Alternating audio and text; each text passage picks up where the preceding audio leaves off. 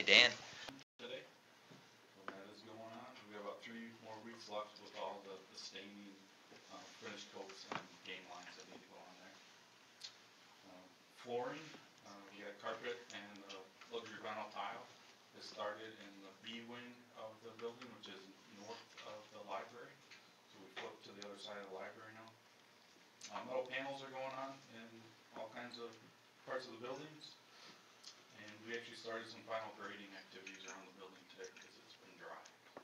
We'll be looking to start all the concrete flat work next month as soon as we get some lows that are above freezing. And then out at Country Meadows, we're gearing up to swap out the electrical service to the building over spring break. Those are kind of the highlights of what's going on.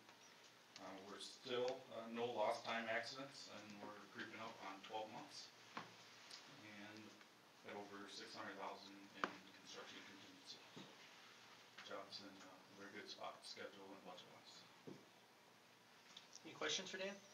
Did you get my email yesterday regarding light? I did. All right. Meeting with the electrical engineer after this meeting. Thank you. Take some foot candle readings. That would be helpful. All right. All right. Thank you very much. Thank you. Dan. Thank you, Dan. Moving on to item 5, consent agenda. Could I get a motion for consent agenda? So move. Second. Anything in consent agenda needs separate consideration or questions? Hearing none. All those in favor of the consent agenda as presented, say aye. Aye. Opposed? Passes unanimously. Student representation. Ready today? Are you in for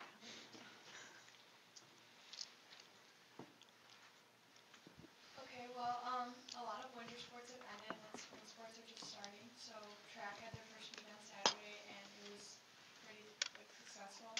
And then there's lots of tryouts for softball and soccer right now, but not too many competitions at the moment. Hey, Miss Ward, can you introduce yourself? We have to pick the microphone back up. I'm Emma Ward. Hi, Emma. Does anyone have any questions for Emma? What brings you here tonight? Colin's sick. Oh. And gymnastics. And you're here for gymnastics besides. Nice job. Thank you. Thanks. Thanks, Emma.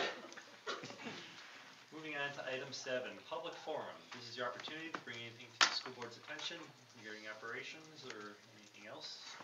Going once, twice, 3 times. I'm always kind of nervous when you get a full house and people are staring at you. You're like, are they all coming to yell at us? Or moving on to item 8, superintendent's report.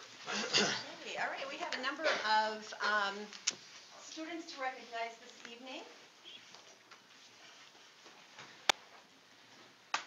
So we're going to start with Mr. Frankie Spurka. If you want to come on up. Actually. Hello. Hello. So we have a certificate of appreciation that I'm going to read. It says, the Muskego Norway School Board hereby congratulate Frankie Spurka for his vision, dedication, and leadership in building a team that has achieved significant success in raising funds for the Leukemia Lymphoma Society of Wisconsin. He has demonstrated exceptional volunteerism, enthusiasm, and philanthropy in his quest to help those who suffer from blood cancers. Through his caring and concern for others, Frankie has been nominated as a 2018 Student of the Year by the Leukemia and Lymphoma Society of Wisconsin. The Muskego Norway School Board commends Frankie for his generous and thoughtful service beyond his years. He has brought honor to himself, his family, and the Muskego Norway community. The Muskego Norway School Board extends its best wishes to Frankie for his success and his future educational and career endeavors, and it's dated and signed by all the board officers. Congratulations. Thank you.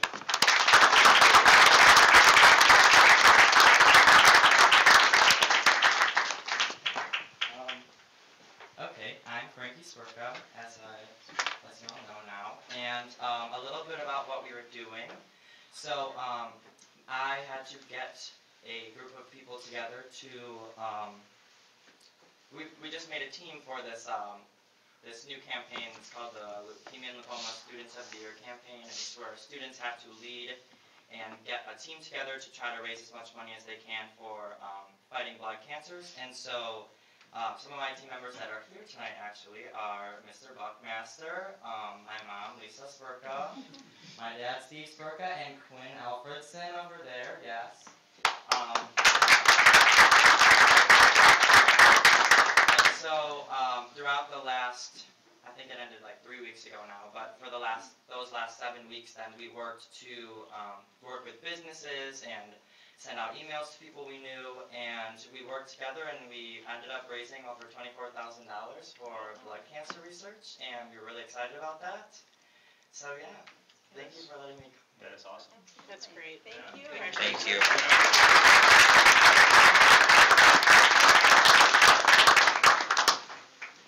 you want me to get a picture? Yes. Oh, Yeah. yeah. Oh, sure. I'm sorry. Thank you. Yeah. All right. Looking good. Ready? 1, 2, 3. I got it. Thank you. Mom wants one. Thank you. Congratulations, thanks. All right, we'll call the gymnastics team up.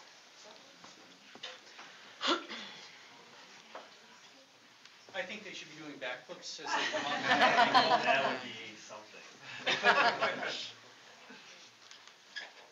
First of all, congratulations on all your achievements this year. We have certificates of appreciation. So I'm going to I'll read the first one, and then after that we'll read the names. So, certificate of appreciation, the Muskego Norway School Board hereby commends, in this case, Crystal Nelson, for her contributions to the 2018 Wisconsin Interscholastic Athletic Association Girls Gymnastics Team State Tournament.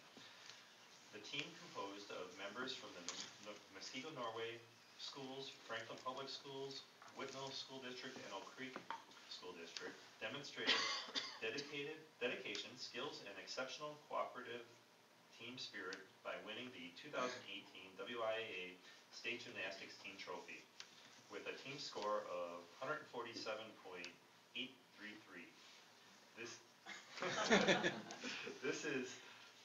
This team contributed to the record of past FMOW teams, earning the first place title for the 7th time in 8 years. The Muskego Norway School Board commends the girls gymnastics team for its preservation, commitment, and excellence that has brought honor to themselves, their families, and the Muskego Norway school and community. The school board also congratulates Crystal for winning the 2018 state championship on bars, and the Muskego Norway School Board wishes Crystal success in her future education and career endeavors, and it's signed and dated by the board officers. Congratulations. Which one is Crystal?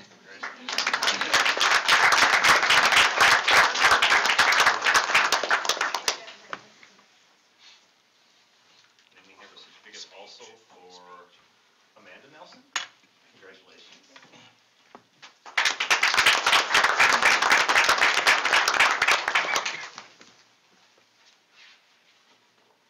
Emma Warren.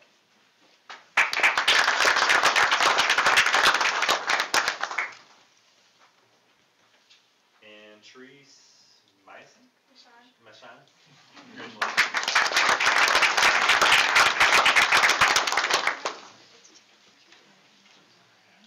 What'd you do to your leg? We got two of them. Uh-oh, another one.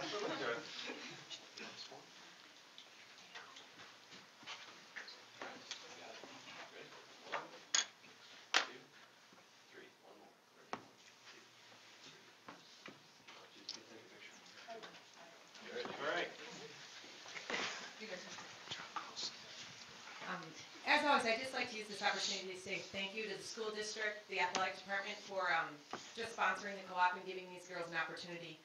Most of them have been doing gymnastics for a lot of years and a lot of hours, and it's really a privilege to be able to represent the school district and the community. So we thank you for allowing us to do that. Yeah, it's awesome. It's just the dynasty that you guys have going. It's just incredible. So congratulations. That's something to keep going year after year. And it's amazing. Thank you, proud of you. Thank you.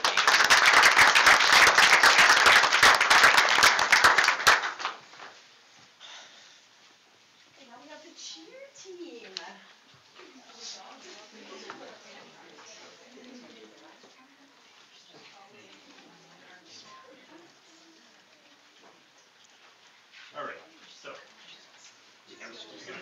appreciation, hopefully y'all get up here.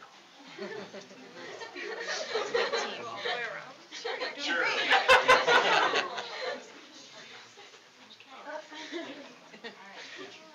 Not that I'm feeling outnumbered. All right, we have a certificate of appreciation. It says the school board of the Muskego Norway School District hereby congratulates, in this case, Rachel Mackey for her contribution to the MHS cheer team winning the state championship in the 2018 Wisconsin Association of Cheer Hall Coaches state tournament in both the all-girls large division and cheer dance large division. The Muskego Norway School Board further commends Rachel for earning all-state recognition. Her perseverance and commitment to excellence has brought honor to herself, her family, and the Muskego Norway schools and community. And it's dated today's date and signed by the officers. Who's Rachel? Congratulations. So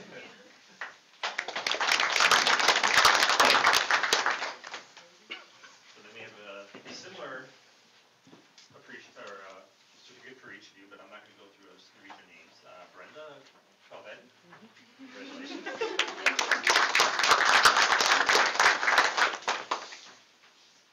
Hannah Van Dreesen.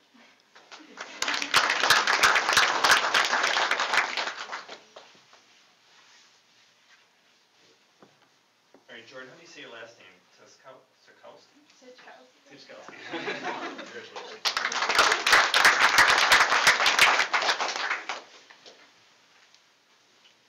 Alexa Sandy?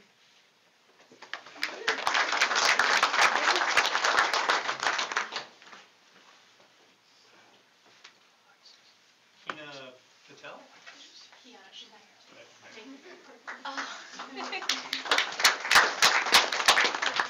Maria? Paula?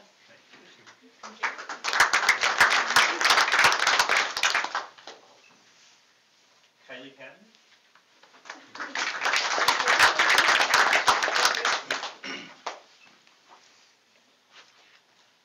Brooke McCullough?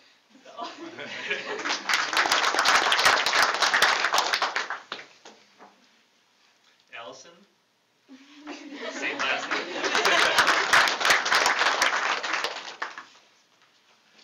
Taylor Loftus?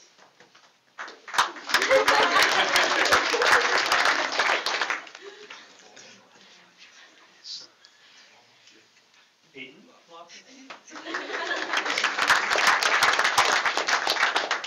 Sisters? Yeah. Won't stand next to each other though? Kind of fun. Morgan Kreitzer? Congratulations. Elizabeth Kursop?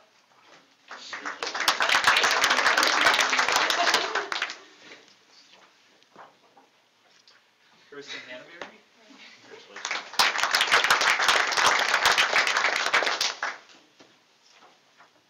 Anna Gillespie?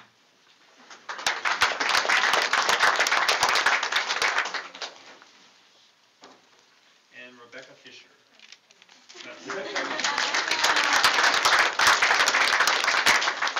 Two rows? We do taller and taller. Yeah, short in the front.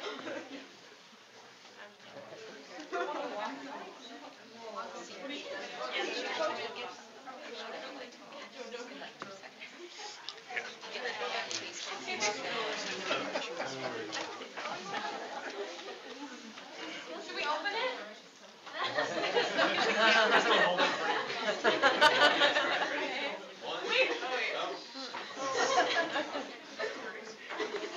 Better. Ready? 1, 2, 3. I'll get one more. 1, 2, 3. I'll get that. Shouldn't we spell something on the outside of the folders?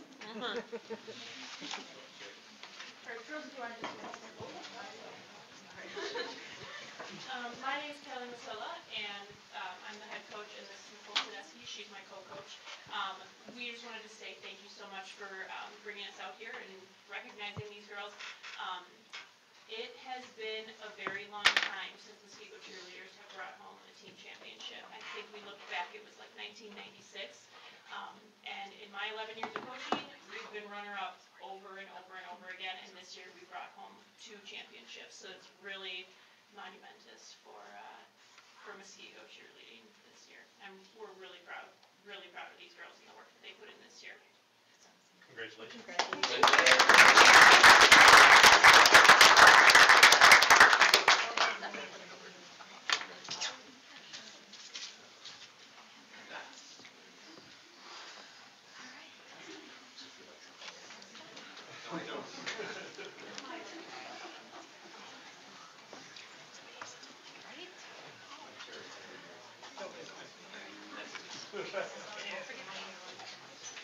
Yeah.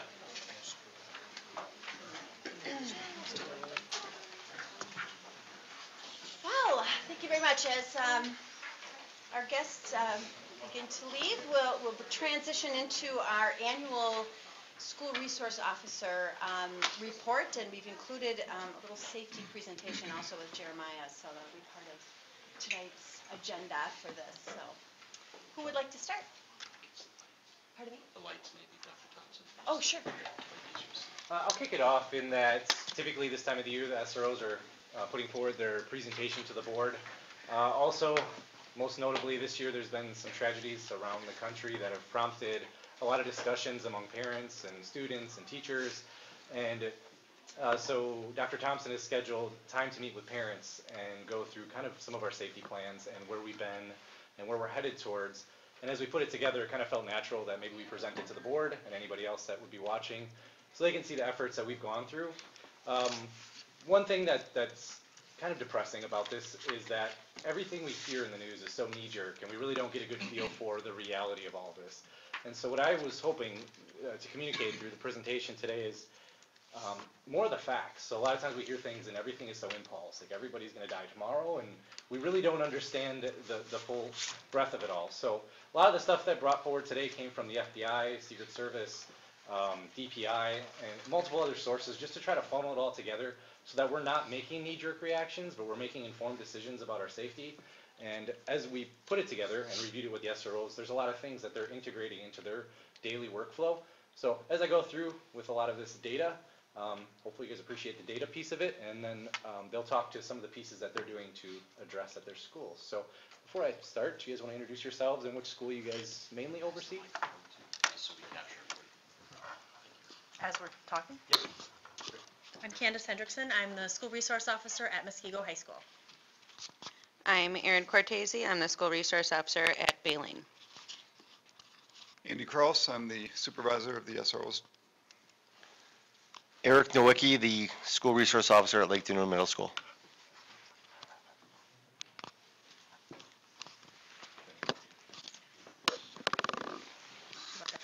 All right, so I will start with the first question. When we do this training with staff, I always like to ask, when was the last time that there was a death of a student in a school fire?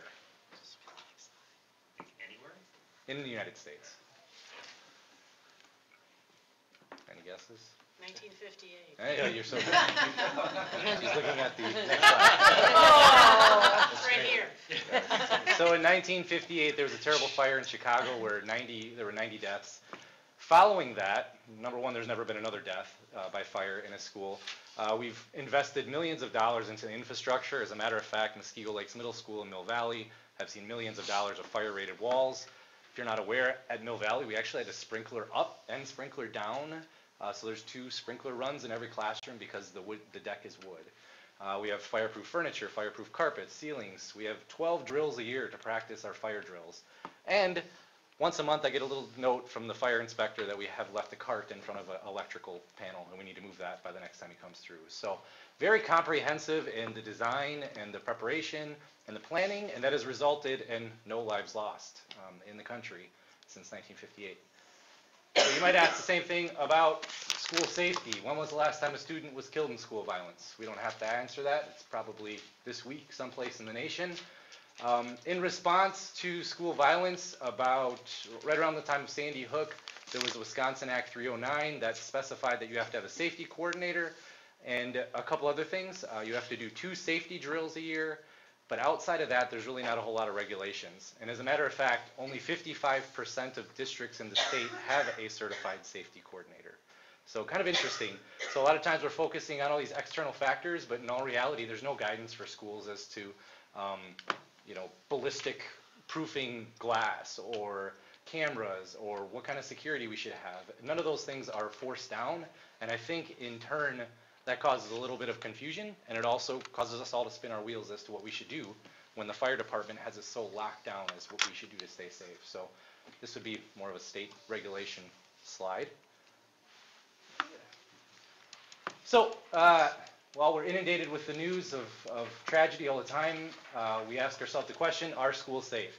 Each day, 55 million students attend school in the U.S., and statistically, schools are 220% safer than being in the public or at home. The odds of a homicide happening at a school are once in every 6,000 years, and the odds of a mass shooting are once in every 10,000 years. Interesting to note that suicide is the third leading cause of student death, and 13 out of 18 studied active shooters were suicidal. Guns cause 7,000 child deaths a year, which includes suicide, and they're more than 4 times likely to die by a knife than a gun. Most gun deaths happen in the home, and most children die by handguns, not assault rifles, and more than half of the shooters studied obtained their firearms from home. So just a lot of nuggets when you start to sort through all of the realities of it. What I will say is that during the study, while I put in a lot of references here, a lot of the studies done captured certain points in time, so some of the numbers might be a little bit different when you see them. So the 13 of 18 shooters that were suicidal came from a certain study, whereas there's studies that are up to date right now, and some that were done right after Sandy Hook. So there's a lot of different studies. The majority of gun violence is in urban areas, but school shootings have been increasing throughout suburban areas. And one thing that's interesting to note is that medical advancements mitigate deaths. So as we progress in time, medical advancements help the survivability of anybody when they're shot. So it's disappointing to see that we continue to rise in death toll when medical advancements are allowing more people to stay alive. During the 1990s, there were 57 school students that died in 9 different events where there were 3 or more people killed. So Congress defines an active shooter in a school as 3 or more people dying. 2000 to 2010, 71 died in 9 different events where 3 or more were killed. And 2010 till present, 82 students died in 9 events where 3 or more were killed. And this is not counting 1 or 2 deaths. Did I skip you? You might have. Yeah. I don't even remember what number we're on. Our I can't see the numbers. Our school's safe. So regarding the question of our school safe, some of the things that we all do, probably not necessarily on a daily basis, as the issues come up, we monitor social media. Sometimes it's us having some downtime and looking through what's going on different social media venues. Sometimes it's us receiving an email or a student coming to the office.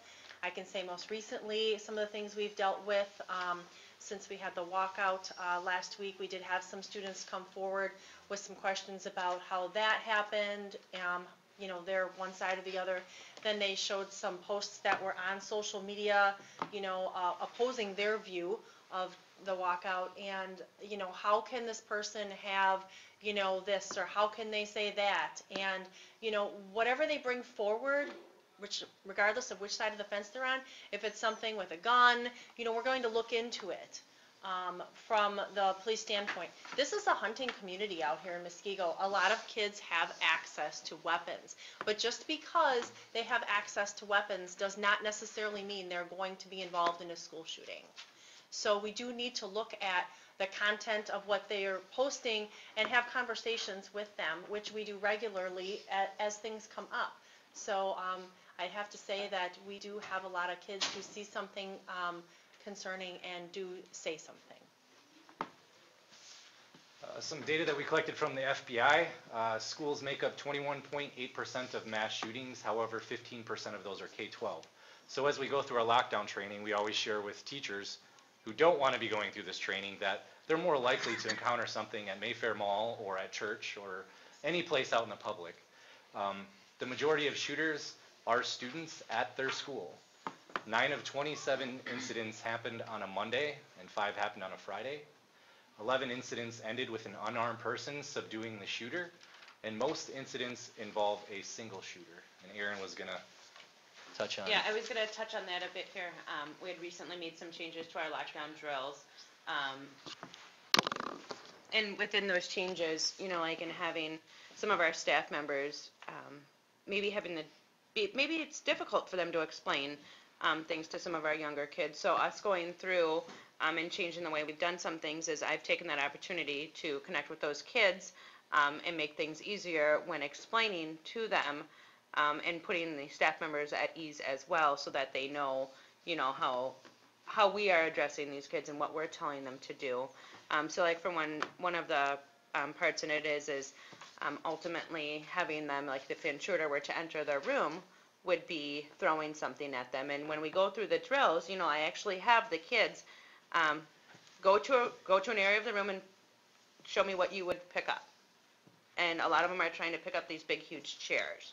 And I'm like, guys, that's really not going to work. So then I direct them, you know, to something a little bit easier and more understandable. And as I'm doing that, I don't want to traumatize the children either. So I'll tell them, okay, now pretend you're holding what you have and pretend to throw it at me. And I actually like stumble backwards, you know, like, so now they're seeing, you know, because we're going through discussion of what is going to happen when you have a ton of things thrown at you. Your natural reaction is going to be to fall or move backwards. And they all get and understand that concept of it, even as young as some of our first grade kindergarten classes that we've been into doing these drills. And obviously it looks much different on those levels than it does at the high school when explaining some of our new procedures that we've gone to. And that tactic is really in response to some of the school shootings that have happened where the victims have just sat and waited.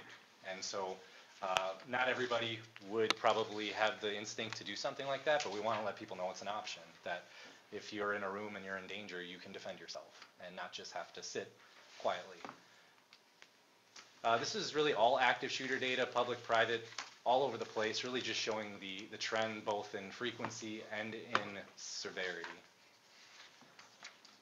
This is a study that was done, again, confirming more prevalent shootings happen first thing in the morning. They're often a secondary crime, so sometimes a crime will happen in a home, whether it's a shooter doing something to assault their parents or worse. Most oftentimes, and we'll hit on this again, they tell somebody about it, and those that were studied had a premeditation period. So when they start to think about this, when they start to visualize it, draw it out, write scripts, purchase guns, go to gun ranges. So those are all times that our officers and teachers and counselors have to get a hold of the student. On the right is a chart of the frequency of shootings at different levels. So really there is prevalence at the high school level and at the elementary school level. Studies indicate that shootings are not random or pointless. So when you turn on the news and someone says, well, there's no good reason for this, we don't know why he did it or she did it, that's oftentimes not true. 93% of the attackers had an idea and a plan and displayed their intent through their behavior. Clear patterns emerge. In many instances now, it's vengeance, infamy, and power that the shooters are after. 1 out of every 6 shootings follow a confrontation. Breakups have often been triggers, and 1 out of 3 shooters have been inspired by the Columbine shooters. And Eric could... One of the things I think is a big factor is making a positive connection with students. So one of the big things that I think we all do is try to be visible. I greet the kids every morning. There's 700 plus kids getting off the bus or getting driven to school. I try to say hi. I don't know if I hit everyone, but I say good morning to almost every one of them. So they have that another adult positive connection that they know they can come to. I'm not going to judge them or give them grades. They just know I'm another trusted adult in the building that they can come to. They already have that familiarity with me, and then I think that's building connections with some of the statistics. They show that some of these students have zero connection to anybody in the building. They're usually have a discipline problem and there's no positive connection. So and I just don't make the connections with the the A students or the athletes. It's every student. I try to make the connections with. It doesn't matter who they are. And then in addition to that, with some of the other things, there's a lot of parent custody issues with families and that, and we've all had to. I don't know if I'm jumping forward too much on this one, but we're talking about a lot of times they will bring that into the school, and they'll try to make an incident at the school involving the custody of the child. And with us being there, I think that helps alleviate that kind of the problem, because it could get pretty emotional when parents are using their students as a pawn, and they do it in the school forum. We kind of diffuse that, and that's just one of our roles that we do. So those happen more often than I think you guys are aware of.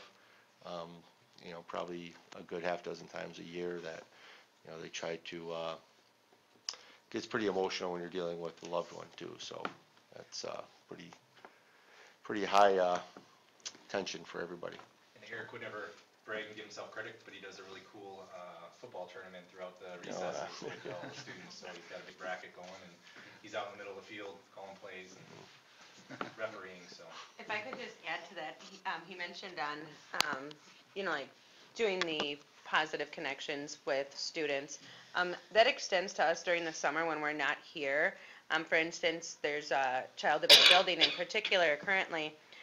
When he reaches his point of not wanting to talk to anybody or shut down, I'm the only person he'll respond to. And I think a lot of that nights after talking to his mom, a lot of that came from me stopping with another patrol officer. I did pick a rather tall officer to go with me, and I saw him playing basketball outside at his home. So during the summer we did that, and so now it was like from the first day of school on, he was telling all of his friends about it. And it just seems to be like his place to go is in my office when he's at one of his points of not wanting to, respond to anybody. But yet even talking to his mom, she's like, I don't know what you guys did in that basketball game, but, so I think forming those positive relationships isn't only in the school, it leads into when we're on patrol in the summer as well. it's awesome. Around Christmas time, if you go to Walmart, you'll probably catch these guys all working with kids in the community that are in need, buying Christmas gifts and stuff, still building connections. So who knew about school shootings? 98% of the time, one other person knew. 88% of the time, one other adult was concerned. And 75% of the time, 3 others knew. I heard a really disappointing story, actually several of them, of friends that drove the shooter to school as he told them their plans, and they were also charged with accessories to that.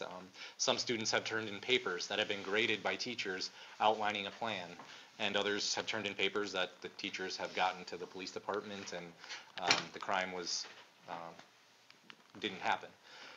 The likelihood of reporting at any school was based on the school culture. So if you see something, say something, and if you hear something, do something.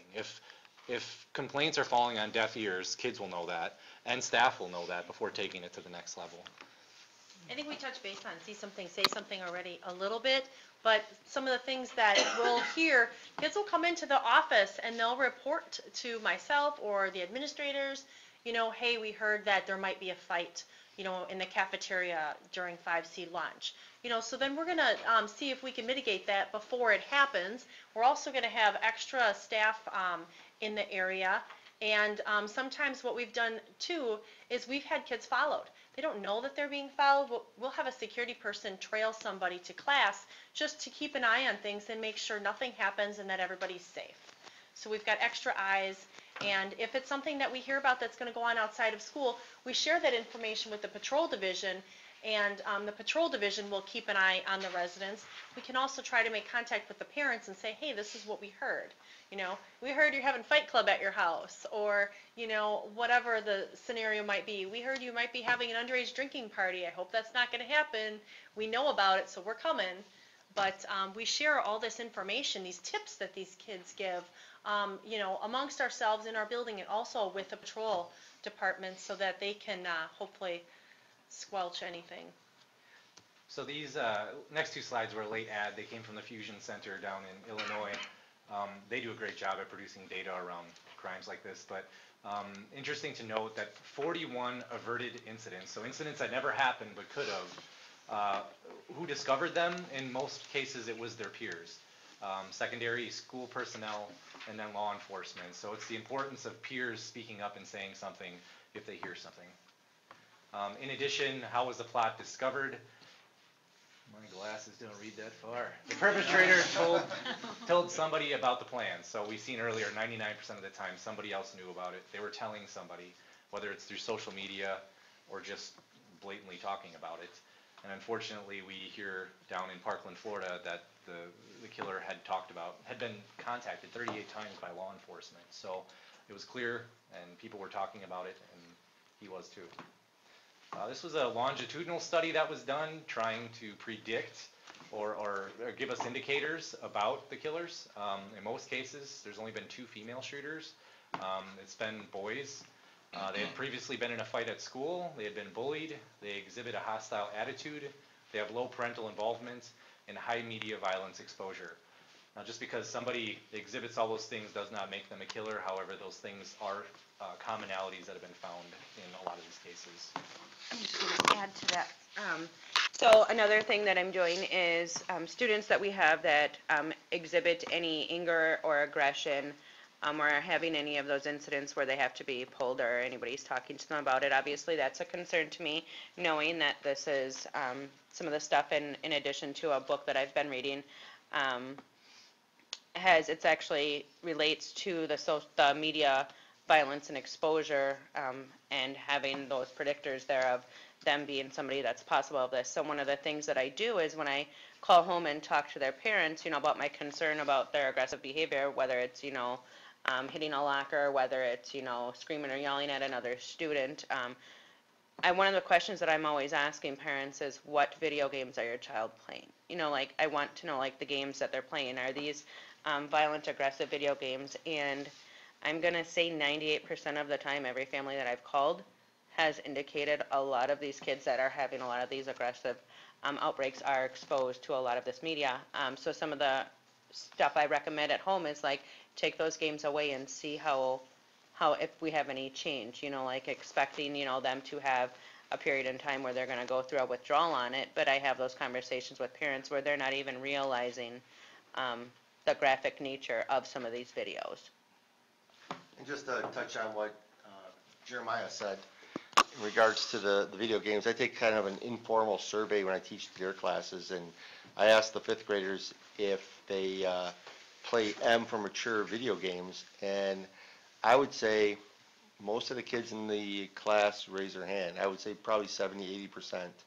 And then when another kid said, well, yeah, I play with my dad. So then I added that part of it, said how many kids play these rated M for mature video games with their father or their mother, and about half of them raised their hand. So that's just another interesting statistic that is kind of informal, but just shows you what they value and what they're learning on video games. So this goes back to the importance of that conversation.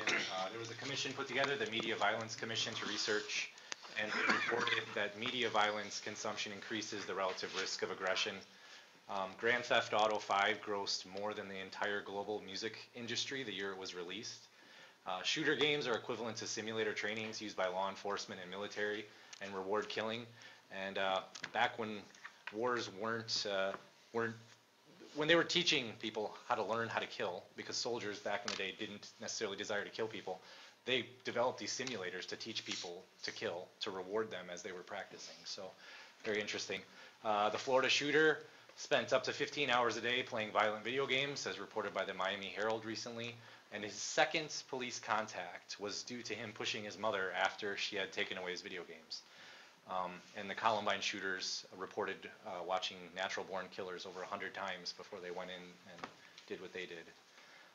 There's a great website called TakeTheChallengeNow.net, which encourages schools and classrooms and anywhere, detention facilities, to take away violent media. And there's a very strong correlation between behavior, both negative, bullying gets reduced, grades go up, and there's actually a detox period. So a lot of people say Mondays are the toughest days for kids to come into school and learn because they're detoxing from the weekend video game purge. On the bottom is a brain scan of somebody playing, on the left, a non-violent video game, and on the right, a violent video game. And so I'm not a doctor, but what I've learned is that when you're playing these video games, it's bypassing the thought process when you're making conscientious decisions, and it's more of emotional triggers. So if you've seen a snake, you would jump because you've seen a snake. You're not thinking about it, you're just jumping, and these games are continual, boom, boom, boom. And that dopamine continues to be released and causes kids almost a high. So it's a reward for what they're doing. Some things that we have done, moving on, we lead Southeastern Wisconsin in school resource officer staffing. And it's important to note that there's never been a mass shooting when an armed person is in the building. So we hear about the Florida incident where the SRO was outside of the building, and also in Columbine there was a shootout in the parking lot. We lead Wisconsin in safety coordinator staffing, so we have 6 certified safety coordinators. And what's important about that is teachers have enough on their plate with teaching and learning and everything they're doing. It helps to have more eyes on the ground to recognize any safety concerns, and not just security, but also chemicals and everything else that falls within our realm. Our emergency response team, which includes the police department and now Racine County Sheriff's Department, meets regularly to review all of our protocols. All schools have secure entryways. All schools have visitor management, which scans in people to get IDs. All staff have access to our online crisis plans, and on the right there's a screen capture of what the crisis plan looks like to any staff that wants to access it from their phone. As soon as all of the schools are done being renovated and completed, we'll have nearly 100% surveillance, and the police department has access in their squads and at their dispatch area to see anything that would be going on in the schools. We provide lockdown training to all staff, and we did it in person this year, and we went through simulations where we actually had Nerf guns, and we would shoot folks to let them see how our old procedure was and how much more effective the new procedure was.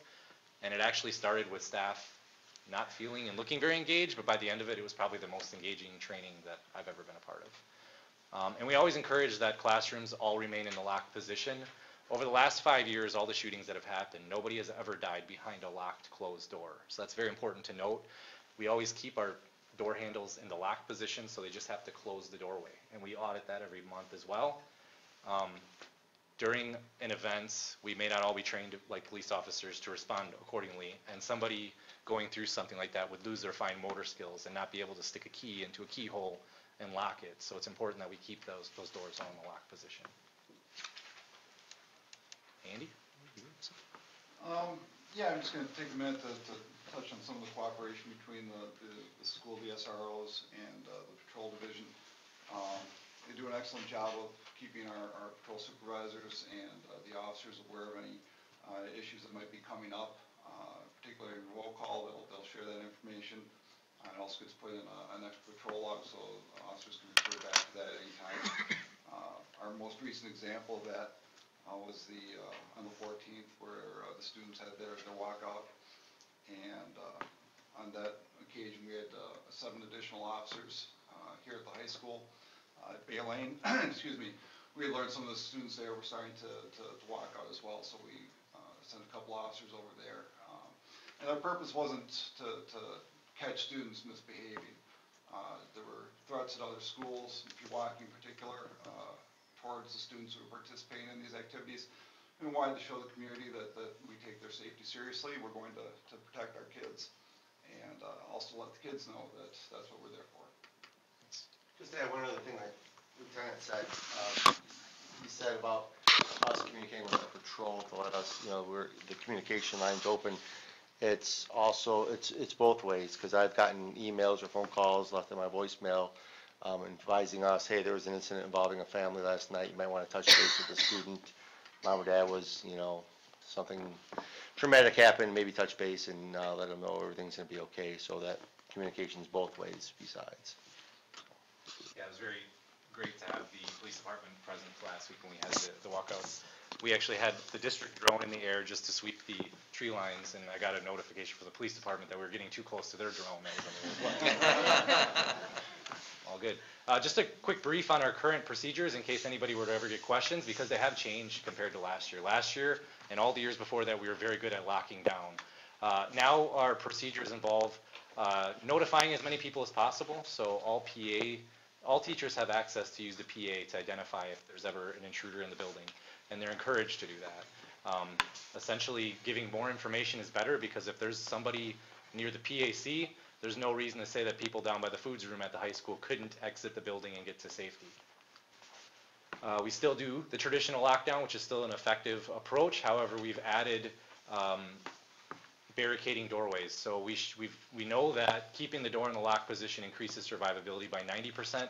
I know of no stories where anybody came in through a door that had been barricaded. So now we run a script during our lockdown drills asking staff and students to think about what they would do or what they could move in front of doorways to barricade the doorway.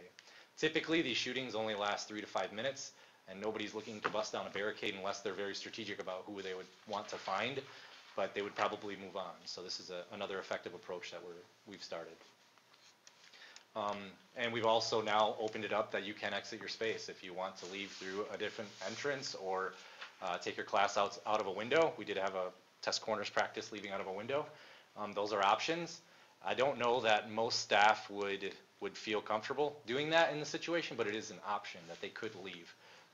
We would still encourage locking down as an option.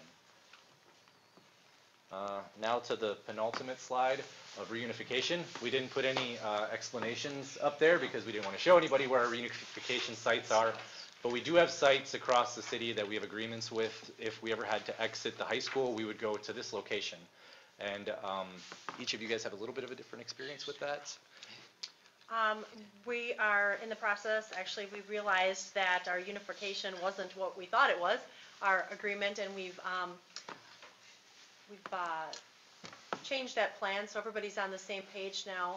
As far as reunification goes, we go to a certain site, and we're also looking at attendance and how do we get the word out to parents, communication. So reunification, we know it's going to be a mess depending on what our situation is. I think that a gas leak and dumping the building and moving forward to reunification from that is different than a school shooting.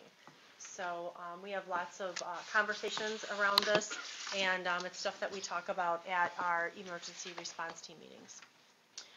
Some of the stuff that I've done for our reunification location is that I've actually met with the person that would be in charge there. So when they would get notification that we would be coming there, she would know who our person of contact is going to be, because I'm most likely going to be out of the picture dealing with whatever is happening at our building.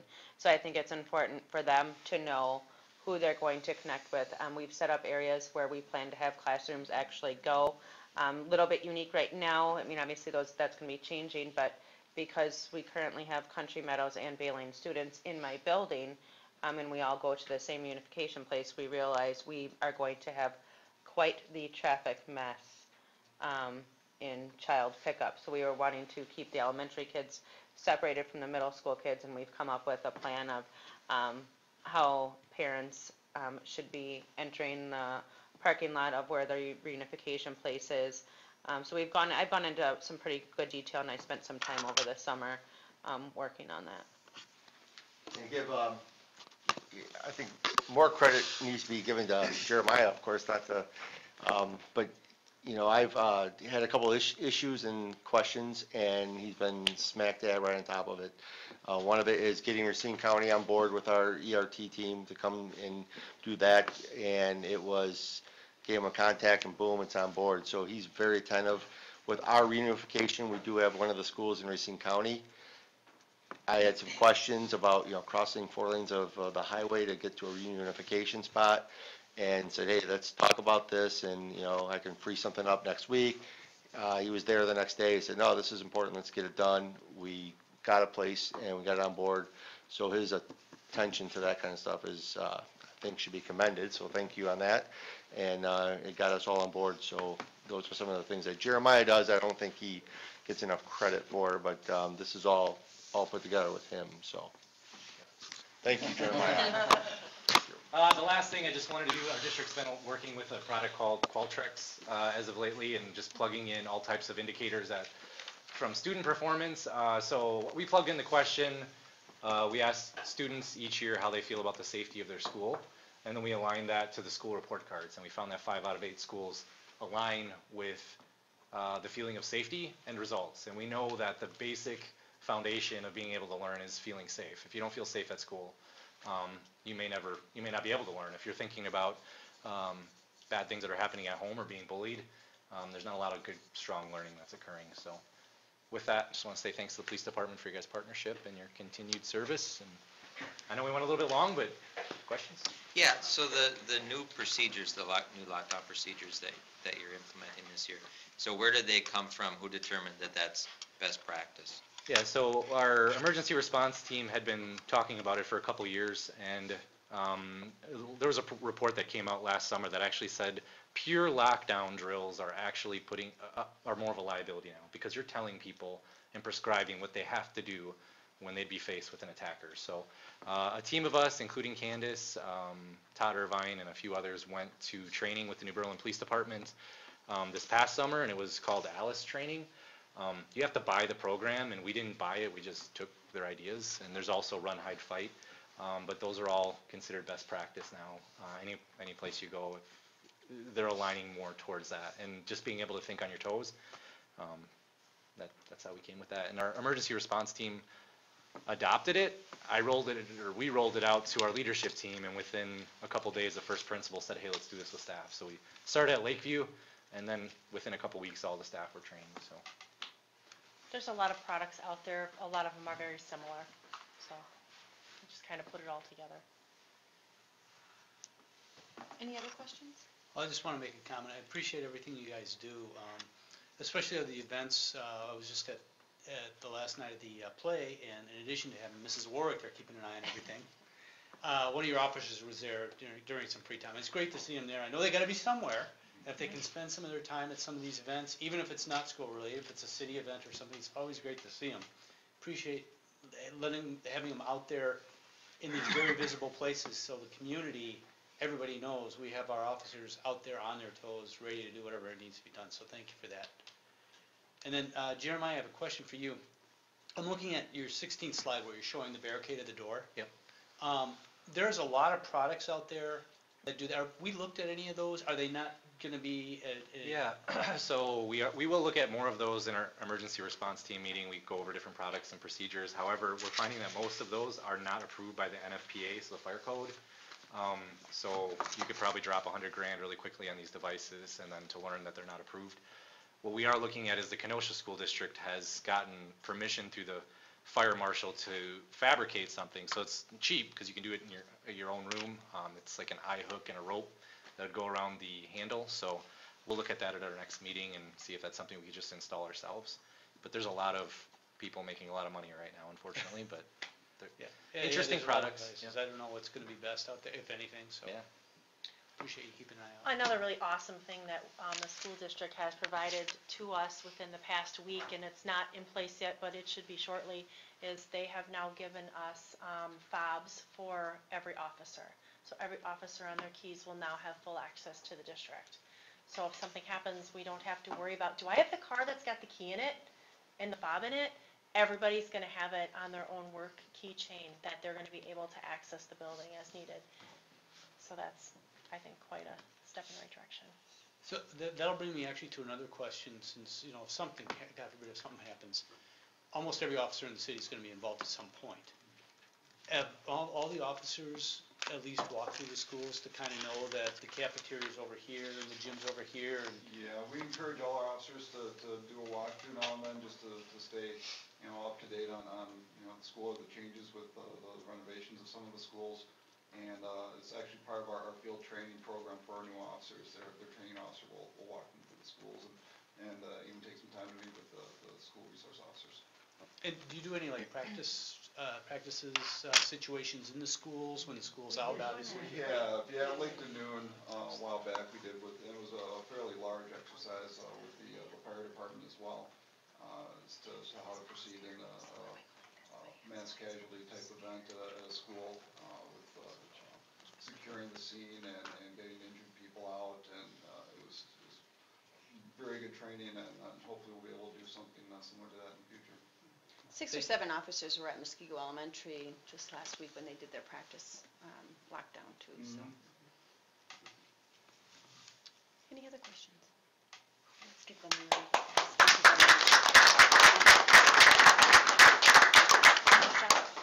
fabulous. So we move from our SRO to our co-curricular report, and we get Ryan McMillan to present his first year, not quite a full year yet under his belt, but thank you, Ryan, for all your efforts in creating the presentation for the board. Good night, thank you. Nice, thank you.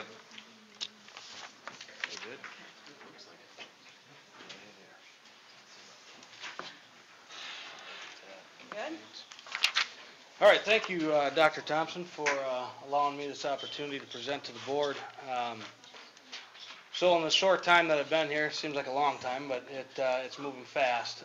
Learning a lot, doing a lot of listening, and probably from the first minute I was on the job, heard about our athletics and started to hear voices on certain things. And so as Dr. Thompson talked about doing a co-curricular review, started with that athletics first, worked to activities second. But as we move through this thing, hopefully I can give you a quick snapshot into what we've been doing. And as we take a look at just a mission statement, again, we want to be on par with the best. We want to be competitive with the best, and whoever that might be within Waukesha County or our greater area. We're going to work to get there. We're not there yet, but we will get there in time. We do some things very, very well, but we also have room to grow, and that's a little bit of what you see. So why did we start this work?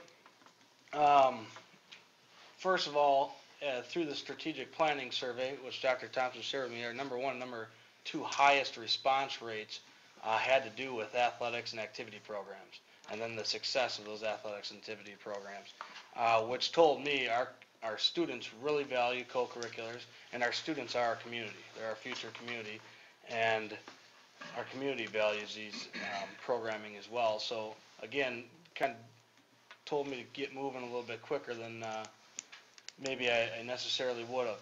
When we start talking about academic achievement, lots and lots of data is starting to come out with co-curriculars and student involvement and what that means to academic achievement in the classroom. The goal for our department is, can we get every kid involved in 2 activities at the high school? Pretty ambitious. We're not there yet, but hopefully in time, through growth of programming, activities, as we take a look at them next year, we can hit every subgroup within our school community and get our kids involved outside of the classroom. Goal in middle school, data is showing if we can get them at least in 1 activity outside the classroom, a school-sponsored activity or athletics, their academics will increase. And the data that you see on the screen up front, we did that organically way back when in September. We took our academic achievement from the previous school year and just tried to map the whole thing out. And as you see, if we can get kids, and we shared this with our 8th grade parents as in orientation as well, if we can get kids involved, it's going to jump their GPA, and it's going to really jump their ACT, which is a standardized measure for all schools. It seems to be across the nation, specifically our state. So the next slide, again, that kept driving me to get moving a little bit quicker was as we start taking a look at what we offer kids and opportunities that we can grow on and expand in, is some of the data that you see with some of the high achievers in terms of co-curriculars, in terms of number of offerings across our county and our area. I never want a student to fill out a survey, or a family within our district to ever fill out a survey and say, we left because of athletics. And hopefully next year you'll hear me say the same thing, we left because of activities. We want to create those opportunities and connect those kids and connect our community as best we can. And there shouldn't, in my opinion, because that's my job, that should never happen. And I'm going to work my tail off to make sure that we can make that happen. And we don't get that type of feedback that we are not the bar in terms of athletics and activities. So, and again, there's competition out there. We're never going to shy away from competition, at least I'm not. And we're going to get a plan. We're going to reallocate as needed and keep working to grow our offerings. We can get there, and you'll see in a couple slides, the number of 24 goes to 30 within the adding of 3 activities or athletics within our programming as we move forward. So before we can grow, we got to invest in who we are. We got to hold ourselves accountable, and we got to be committed. I think the biggest piece on this was the surveys, or I've gotten the greatest amount of feedback from students, families, our coaching staff. I can say to a coach, you need to prove in X, Y, and Z areas, but when it's coming from their students that they serve every day and they're grinding with in practice, when the students are saying that, it carries a lot more weight than coming from the activities director. And it's a great marriage when both are saying that, and now we can drive some serious professional development, because that's the most specific, tangible feedback that you can get is from your students that you are serving every day. And I think being a past educator, it definitely was for me. We sought it out, and if you don't want to seek out that information or that feedback, there's something wrong there, and we need to target that, and that's what we've started doing through this stuff. We also streamlined our interview process to match the 10-step interview process, which Dr. Thompson and Mr. Peterson hold to through their interview processes. And we engage students, we engage teachers within our building, our community, our parents, and we've gotten great feedback from that. And I think through vetting that process out, we know we've gotten the best available to come into our system.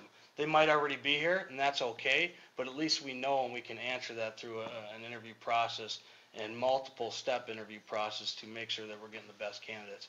On the flip side of that is our facilities and our storage and game days and some of the new things that all of you are well aware of. But a little thing to highlight is our night security asked me, hey, can we start taking on our storage? I said, absolutely. And they started in the fall. When there's lulls in the action, they started jumping into our Butler building out here and just started organizing it and cleaning it and taking all the garbage and some of the other things that are out and maximizing our spaces. And all of a sudden we got storage cages that we can get into. We got our grounds crews that have more space to operate within the Butler building. And it rolled right into the early winter, fall, where we got our woods classes to jump on board with us and start to target our sales storage and make sure we're up to with fire codes and everything else with Tim. But again, maximizing some of the decking and storage, again, to maximize our spaces so that our coaches can operate efficiently, teams can operate efficiently, and again, multi-use spaces that helps us go. And we'll continue all of that processes as we get through the spring and into the summer moving forward. Going back to surveys. Yes, sir. Can you just explain, for instance, I'm a student in boys volleyball. Yep. Season comes to a conclusion. What are you doing? What's the process of surveying students or parents or whoever you're surveying, and how does that work? Yeah, and we focused on students. So the season comes to an end.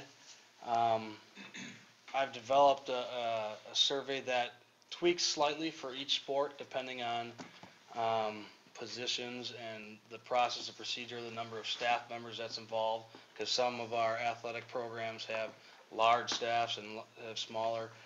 So the season gets done. Sometimes I'll meet with the students if it fits into the schedule.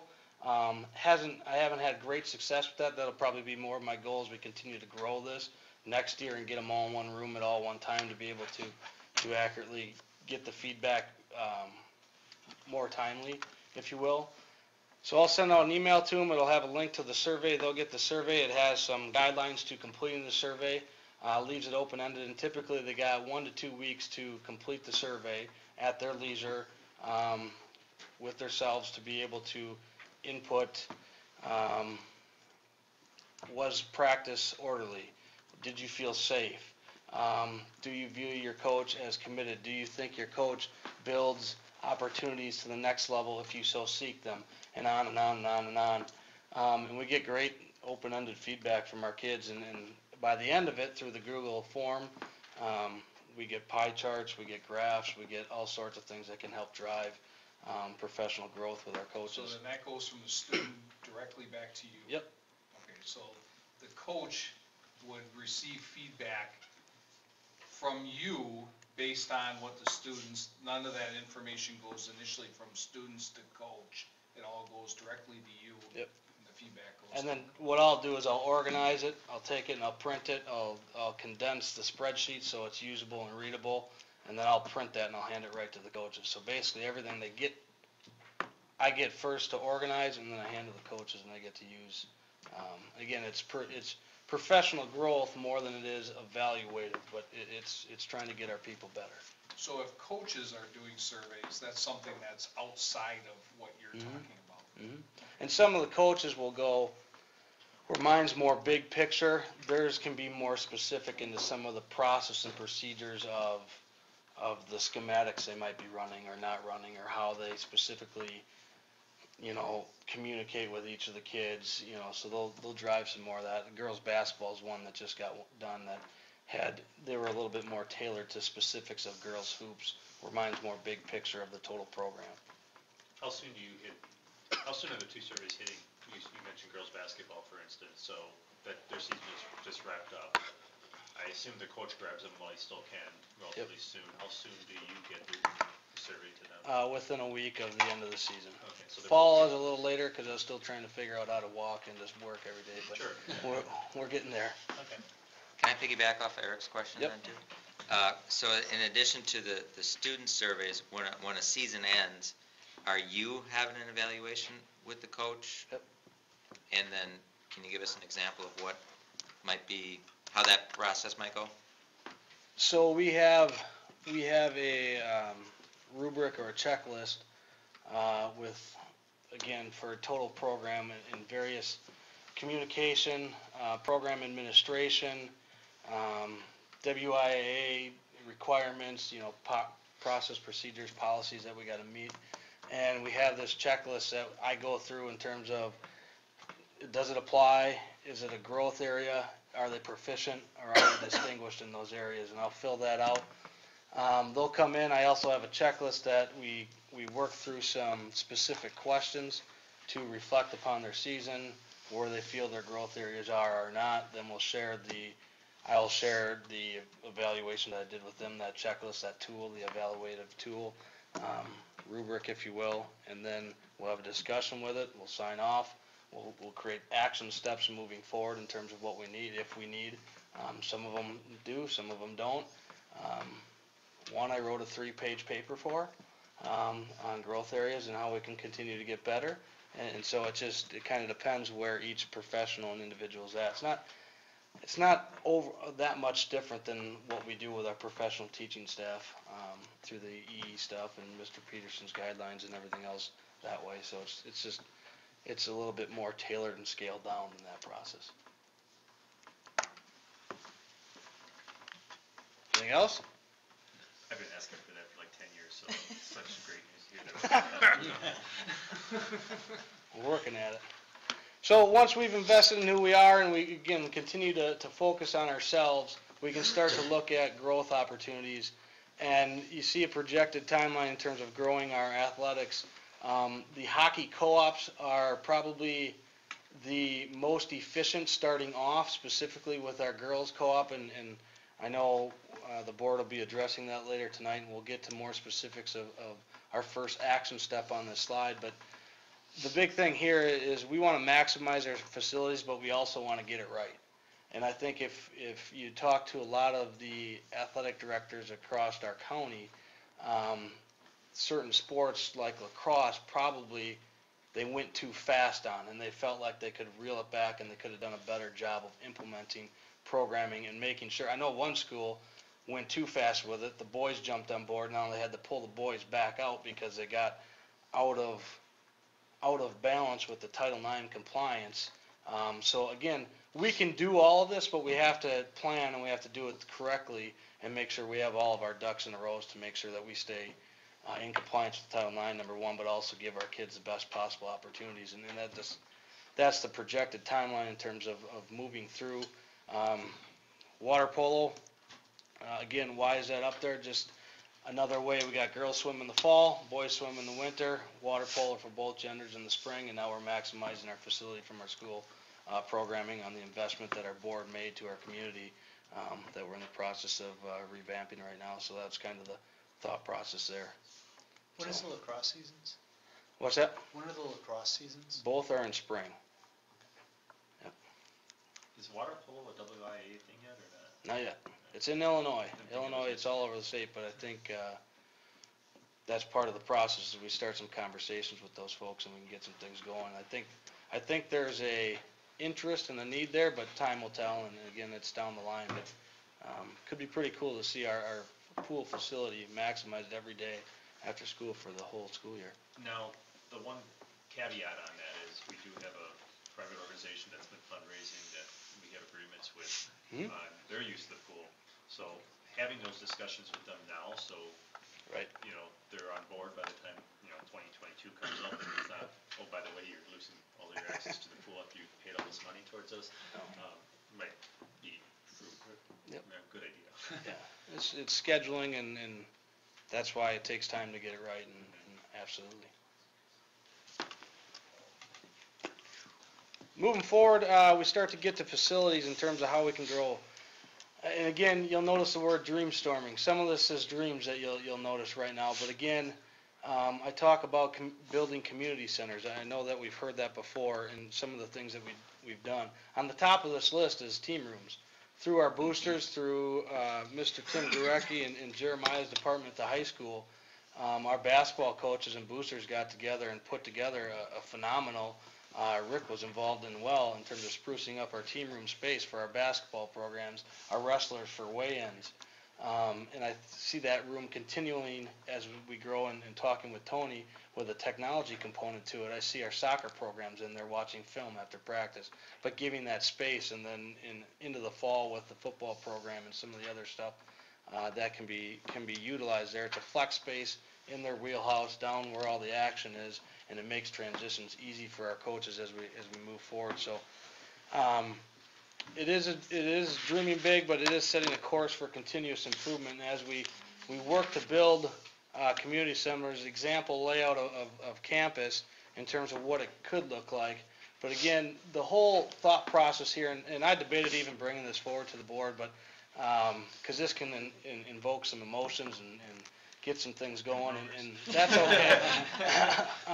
We are not building an ice rink next year. Not next year, nope. But as we move, how do we bring our community on campus? And how do we create community centers?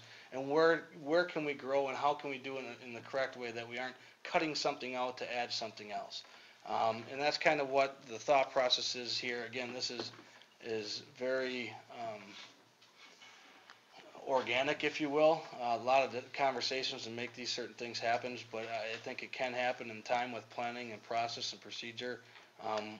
Within the next decade, possibly. Maybe it's 2 decades, but again, having a plan to get there. I have no problem with an ice rink. I just have a problem, just a rumor to think it out there that we're spending money on an ice rink next year.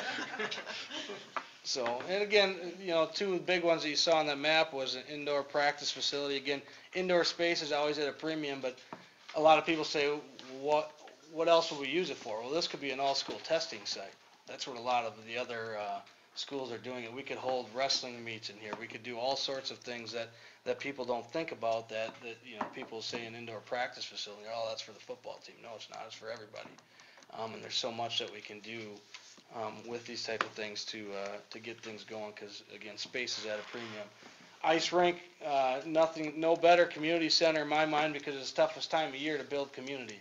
But again, the more opportunities you can provide in that winter time, and again, really, ice rinks become 12-month-a-year deals. But if you do it right, they can be very beneficial to what they can provide students, what they can provide community members, and again, down the road thinking, but think big. So that kind of concludes the athletic end of things. Looking forward to next year in terms of reviewing our clubs and activities. And figure out what do we value and what is most important to our community. And I've started to hear a need for addressing health occupations and careers in terms of that medical field.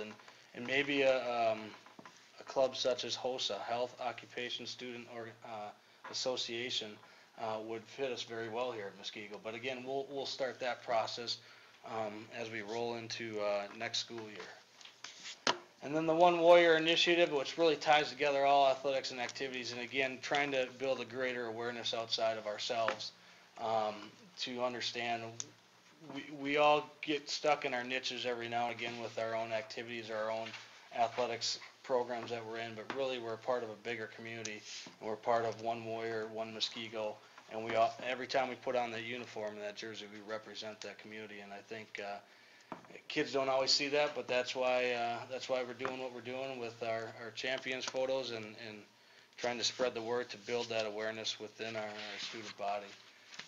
OneWarrior.org also is helping that as we continue to grow and streamline some of our communication processes and everything else moving forward. And then our last piece of tonight's presentation was our first action step in athletics, which was to pilot a girls hockey co-op and start that process and procedure. And again, it will help us in Title IX.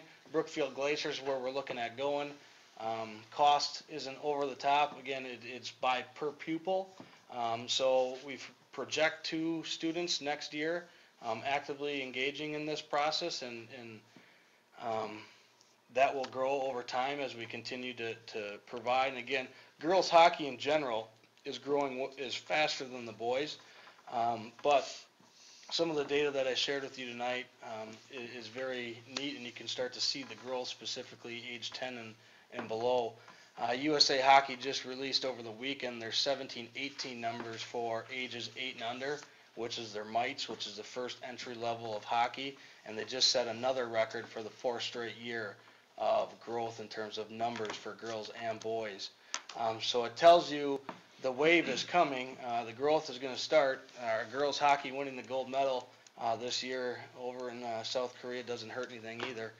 But it's interesting to see what could be, and again, planning for that wave to come. And I think we have a great market down here for it. But again, it starts with a baby step, and a baby step of looking at girls hockey co-op and piloting that, and creating feedback from families that might be involved in it, and taking a look at it. So you heard gymnastics talk about thanking you for the opportunity for sponsoring their programming, and without gymnastics, where would those girls be? And I think the same type of thing can be said for girls hockey and lacrosse and water polo and everything else as we keep looking to the future. So I guess that's really all I got for you tonight.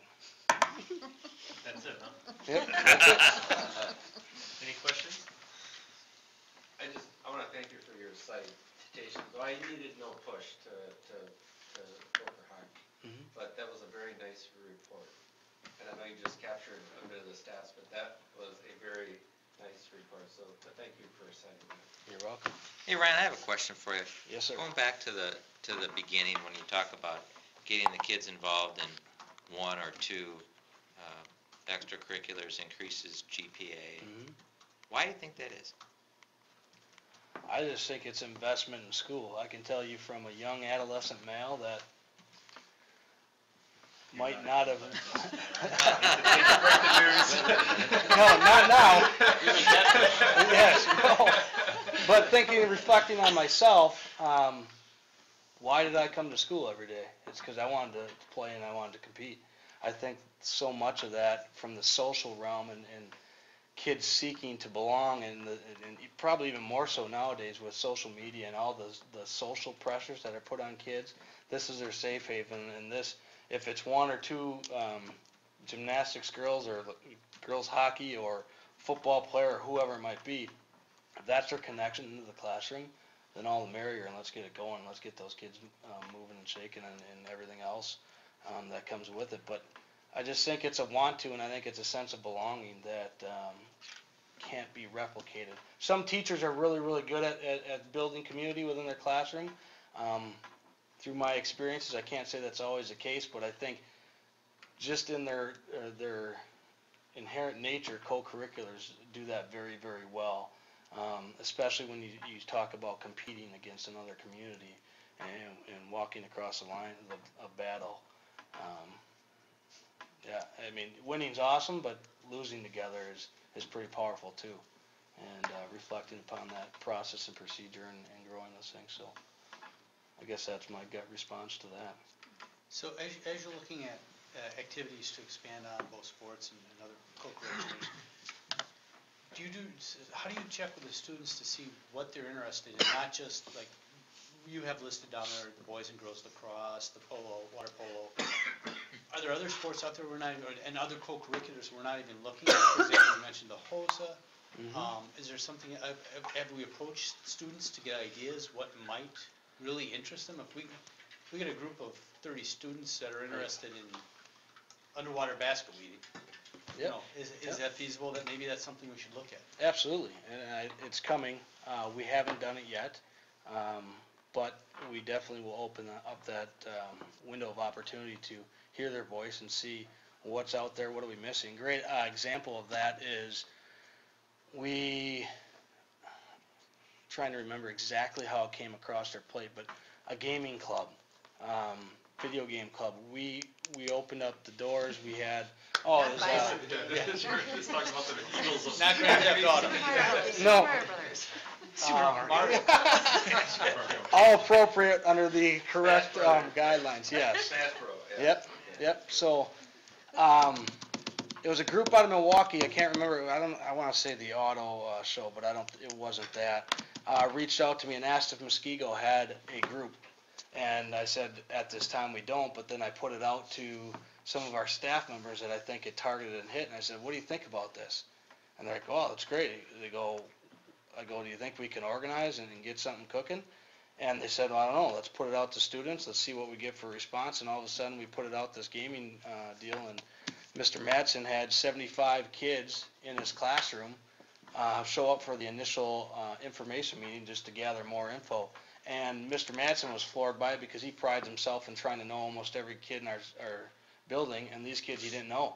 And he just was so upbeat about it, and that created the procedure, and he wrote, the club process procedure to add it and for the school to support it in terms of sponsoring the club and recognizing its existence, and they're off and running. They got their first official organized activity on April 10th, I believe, after we get back from break, and a lot of good things have happened. We've connected with Oconomowoc, Arrowhead, and Kettle Moraine on that round too to make sure we're doing it right and fitting what they're fitting, and they're going to have tournaments, and I think the thing's going to blow up and be awesome for kids. But the point is, how do we find opportunities that can hit every student population, and what you just said in terms of gathering that data, absolutely, 100%. I think we should do that. We haven't done it yet, but we will. I'm especially interested when you mentioned the HOSA group, because a couple meetings ago, we were talking about students that were taking CNA classes at WCTC, and one of the questions that came up was, how much interest is there that these students have that we can't provide simply because, we don't know, and if this is something that may lead into, it might be worth us having to have that class here. So I really think, by knowing that, really opens up opportunities, not just with the co-curriculars, but also maybe within our own academics as well. Yep. So, I agree. thank you. You bet. Any other questions? So, when you're doing these review processes, is it entailed to how the students are benefiting? Is it going into their expertise in their subject matter of their particular sport? Is it going into how they're relating to the people around them, meaning students, parents, community, all of the above? How is it? It's all of the above. Okay. Yep. That's, again, total program and the expectations that are expected of being the head of something. That goes a long way. Okay. No, and the reason I ask is for years, as you know, you're gonna have as many opinions on coaches as you have parents. Yep. And they're gonna be all over the board, and, a lot of times they end up on our ears at times, any public thing you go to, people are like, this coach is great, this coach sucks, they don't know what they're doing, this one's, the next second coming, and you get it all.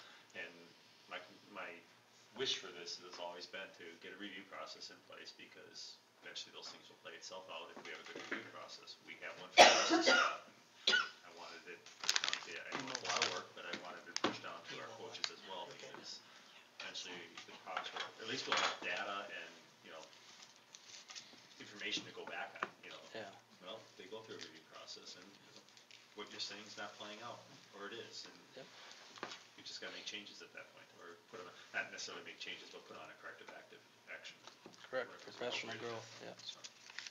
Yeah, and the tools we're using, I shared with Mr. Peterson and Jeremiah as well, to get their input in terms of overseeing support staff, professional staff, and making sure that I'm on board with what the district's doing. So then, who, I assume you're just doing it to the coaches? Yep. Who's doing it to the assistants? Anyone? So that is part of the head coach review is how are we growing our assistant coaches and what are the next action steps that they need to take to start that process with their assistants as well. So in time, we'll get better, and as we continue to develop and hone in our walkthrough process to be able to develop data that we picked up from a fellow out in what was it, Delaware, and then Virginia, they had this great Google form of walking through and hitting targets and generating data on any coach within our system, and I think with myself and our head coaches kind of combined, we can start to get to that point. We're not there yet, but it'll take time to develop that within our own structures. Thank you. And Brett, to follow up on your question, Ryan's been very, very reactive and proactive to any suggestions that the coaches have made, as simple as changing the benches, the bench sides at the basketball game, and the signs with some board members. the signs and yeah, sure, go ahead. And I for years I've been saying that, because I do the PA at the basketball games, and I said, hey, give a kid an opportunity to do this. And Ryan said, that's great. I said it to him, I said, let's give a kid an opportunity to do this. And he said, that's a great idea. And he went out and found a kid, and the kid just had the time of his life. And he was very thankful and appreciative, and it was just giving a kid an opportunity that all you got to do is let the kid know that there's an opportunity. And I mean, those are skills you can take forward maybe to. Exactly. So you're gonna coach the Broadcasters Club? I'm totally serious. I You think have that a might lot be a of great, extra time. yeah. Monday nights will be our Sunday night. meetings. Or 7 to midnight. Thank you, Ryan. Ryan, thank you. You've been with us not a very long time, but you've integrated yourself in so many ways. He's part of our leadership team meetings every other week and contributes, and we're just thrilled that you're here with us and you're helping us grow. So thank you very much. Thank you. All right, so, moving on with the superintendent's report. It's another update with the strategic plan, just to let you know that we are in the midst right now of gathering further input and feedback from our staff. Very minor changes. We had some input from some board members regarding STEM, so that's been included, but otherwise it's no substantial changes have been made since you saw it last month. Does any board member have a question about anything? The next item is the school board forum that the Muskego Women's Club is putting on tomorrow night at 7 p.m. I'll do a little introduction, just a state of the district for just a few minutes, and Steve Check, actually from the district, will be videotaping it and then streaming it later on. We can't do the live streaming, but there will be some access to that, so thanks, Rick, for that suggestion. We got that taken care of. And then the last item, as always, is the contributions to the profession, and that concludes the superintendent's report. Thank you. Welcome. We got other reports. President's report. We do need some volunteers for the Board of Canvassers.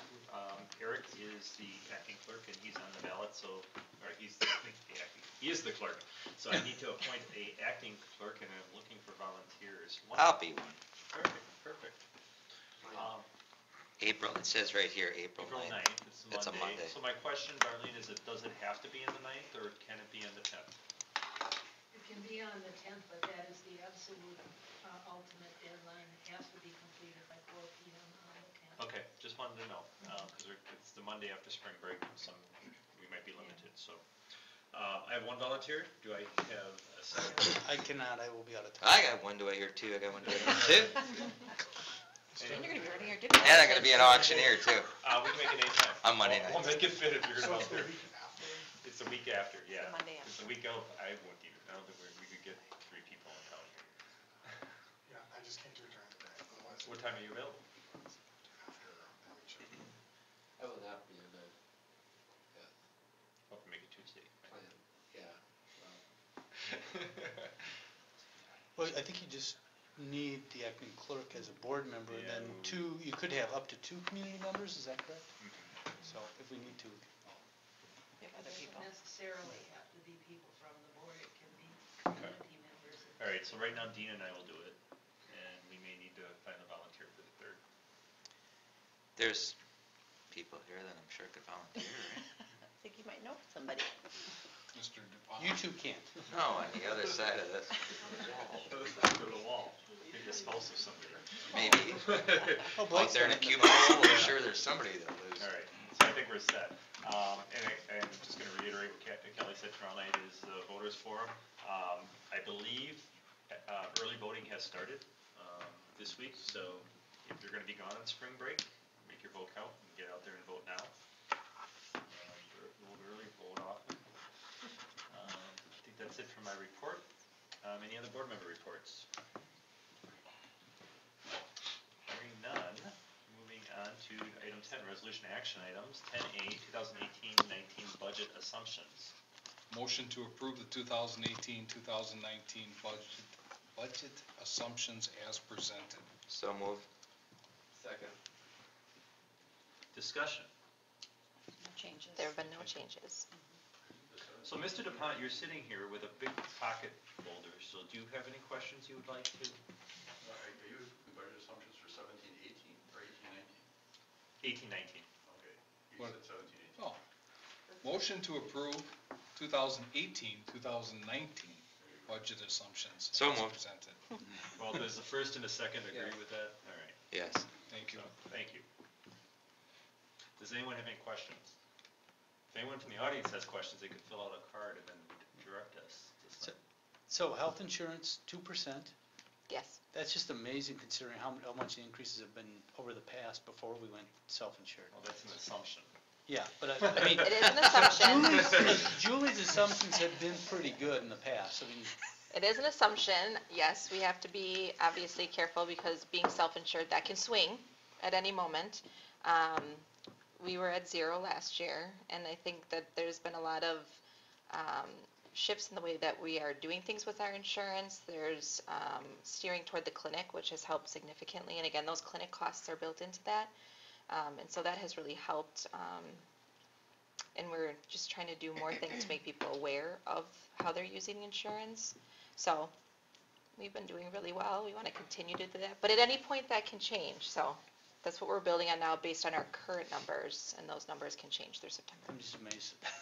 So, that being said, and talking about just insurance Sure. specifically, every year I bring this up, and then I know the last time you said you were. I already have an answer for Right, you. so the answer. So we are meeting in a couple weeks. We actually had our health insurance consultant look into, and you're talking about the spousal. Spousal Yep. coverage, yes. Yep, spousal coverage and charging for spouses. So we're going to be receiving data from her on that as far as costs associated with it, how that would work within our plan, if it's something that we want to do.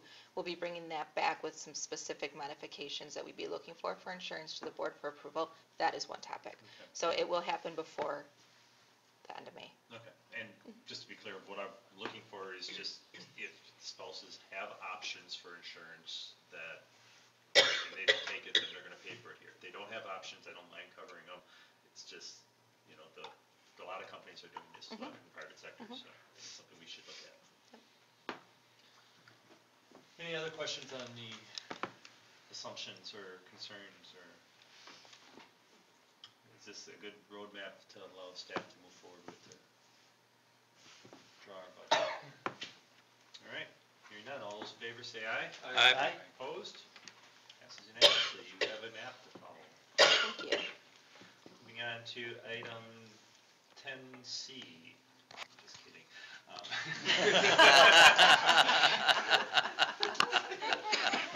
10B, girls, or hockey co-op pilot. Motion to approve pilot WIAA hockey co-op. So moved. Second. Discussion. Anything you want to go over that you haven't already told? Any board members have any specific questions on this? We're calling it a pilot. How long is the pilot for? Undetermined? 2 years. 2 years? Okay. So I have a question on the contract, WIAA. It says list schools involved in the co-op, and there's 14 of them. And then on the bottom it says list schools in co-op, and there's 4. Is there 4 or 14? No, there's 14. So Brookfield Central, who is the host of this co-op, has to fill out this form, to get the signature of every school board and every, district administrator, so they fill this form out in 4 school chunks. Oh, okay. And a lot of these schools, some of these schools are involved in the co-op, but they might not have a girl directly involved in that particular school year, but they stay involved to offer the opportunity when they do. So that's why you see it listed the way it is. Okay, and then am I to correctly assume that we've changed the directions of fee payments from player-involved fee, families paying for the fees to the schools paying for the fees? No, players are paying for it, right? That's not what this says. No, the district will The be. district paying, okay. So there is a cost, an inherent cost for anyone participating within a hockey program within that particular team. But the cost for us to offer the opportunity for girls to play under the WIA, the district will cover that. And that's what you saw in the PowerPoint in terms of cost per pupil. $495.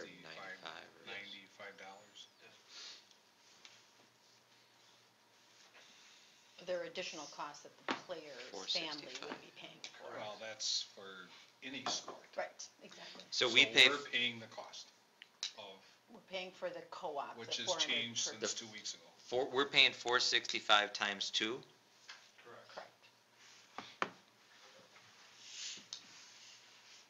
And did we change that thought process based on we pay for the fees for all other sports, even though this is a pilot? And we have monies that have not been used that are sitting there that we can readily available to support this pilot.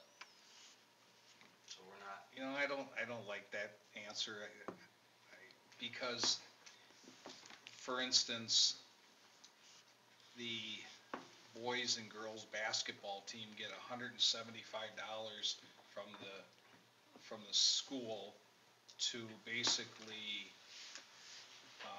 enroll themselves in tournaments or travel, which ends up costing the booster clubs $1,000 to $2,000 every year for basically things that we should be paying for, I believe. It seems like every time we come up with, well, we got money in the athletic fund, but we're not even fully funding the athletics that we have here, I think, at a reasonable level. So we might want to look at that in the future.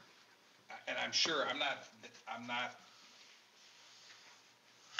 little more knowledgeable on the basketball end of it because my kids play in it, but I'm not even sure. I mean, this might be an issue with volleyball and golf and other things too. I'm not sure how, I really don't even understand how the fees get distributed to different groups, because it seems like what I hear is we're really well funded, this group says, and this other group says we're not well funded. And I don't know if that's because they're adequately funded, but they want more, or they deserve more. So I'm not sure how that whole thing Yeah, a lot of it is facilities, right? I mean, we spent a lot of money on a Salatine gym. We don't have an ice rink. We don't have, we don't have a golf course. We don't have gymnastics equipment, so those sports are gonna cost more per pupil because we have to kind of go in with other communities to support the, high cost of that. So, families in the co-op for hockey will be putting forward thousands also, or over $1,000 just to participate on their end too. So they'll be contributing, it's just, they're contributing a lot. Families, it's an investment, it is. Yeah, I guess where I'm going with that is for instance, if a boys or girls basketball team wants to play in a holiday non-conference tournament, a lot of those how that's being paid for is not coming from the school. It's coming from booster clubs. So maybe it might be helpful in the future of, well, for one, I'm assuming you're looking at everything eventually. So, we're doing it this way because we've always done it this way. And I'm guessing at one point, we didn't do holiday tournaments, and the coach came forward and said, I want to do a holiday tournament, and there wasn't money in the budget, and they said, I'll get the booster club to pay for it, and it just kind of carried forward. But the That doesn't thing mean is- doesn't mean we should continue that way, but that's just, I'm But guessing how we The got to these idea places. is you can play so many basketball games in a season. And 95% of schools play that many basketball games. They schedule their non-conference to go along with their conference. Right. And whether they play it at New Borough and Eisenhower as a non-conference, or they go to Verona for a non-conference tournament, you're still playing the same amount of games. I mean, why are we, see, I don't really understand how, maybe I don't know, I guess I don't even understand the process, but if we're saying that you can play 22 games a year, why don't we fund 22 games a year? And how you fund them, and like I said, Ryan could probably dive into this more, but there's probably a different cost between scheduling Whitnall to come over here and play a non-conference game versus a tournament, and having tournament fees and entering a tournament for holiday season. Okay.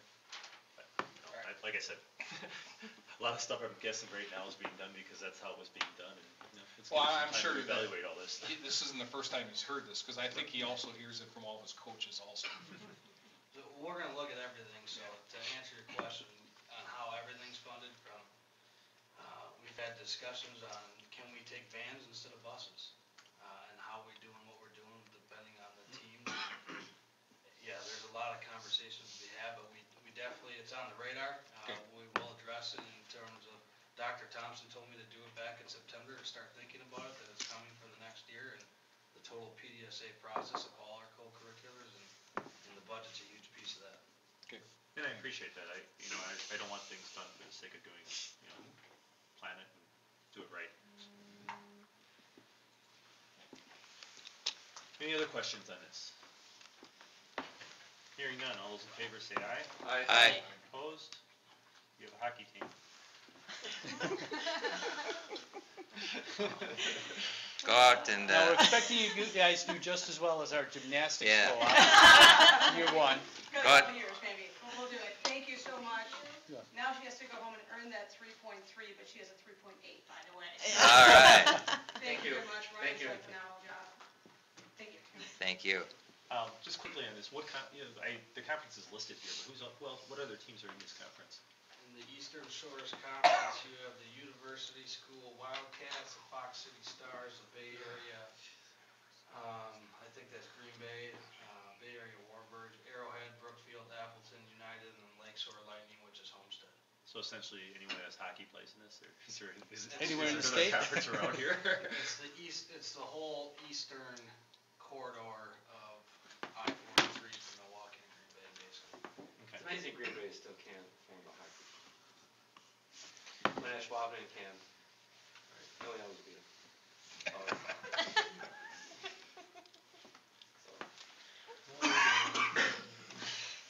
Thank you. All right, moving on to item 10C, SRO contract revisions. Motion to approve amendment with the city of Muskego for services of 3 school resource officers for the 2018-2019 school year. That should be agreement, sorry. Could I have someone make that motion? So moved. Could I get a second? Second. All right, I assume changes in here are nothing drastic. Nothing I drastic. just I didn't understand number 3. Oh, actually Jeremiah and a number of other individuals here at the district are working with the police department on an addendum articulating some of the job functions. Right now, they're looking at the Department of Public Instruction as kind of that base. They have a SRO expectations, just to be clear about, what's expected and just keeping those lines of communications open. So that's being worked on. We just thought we'd put it in here so that, it continues to be something we work on and bring it forward. Does this address the question that comes up annually, can we have a list of everything you guys do? You mean, well, they do have that quarterly report. Right. Yeah, so, I would say moving forward, having the description that we're working on is pretty robust, and assuring alignment in each of them would articulate what they do. And we're planning with the chief to having a check-in before our emergency response team meetings to go through the list of duties as assigned. So they each have really strong relative strengths, and looking to align all those so it's not one person doing one thing, another person doing another. They'll all be responsible at their main school and a secondary school as well. One note I had was, I think we were talking about what administrative duties they have versus actual duties in the school, walking around the school, and doing that sort of stuff, the presence versus behind a desk in an office. That was, I think, we wanted that comparison. And does the quarterly reports include data and data comparison, or is it just a list of, narrative? no, it's actually a list of, like, how many of, that's actually not as strong as what Jeremiah was talking about, which is that list of responsibilities. That will be much more clear, to Chris's point about what do we expect, as far as being in, the lunchrooms and out on the, greeting families and things like that. Whereas the quarterly report is more about how many, disorderly conducts, and, it's more of just a numbers thing, quantitative opportunity, but it doesn't compare anything, it doesn't do anything like that, so. This next phase is much more informational, or, what's actually happening in the schools.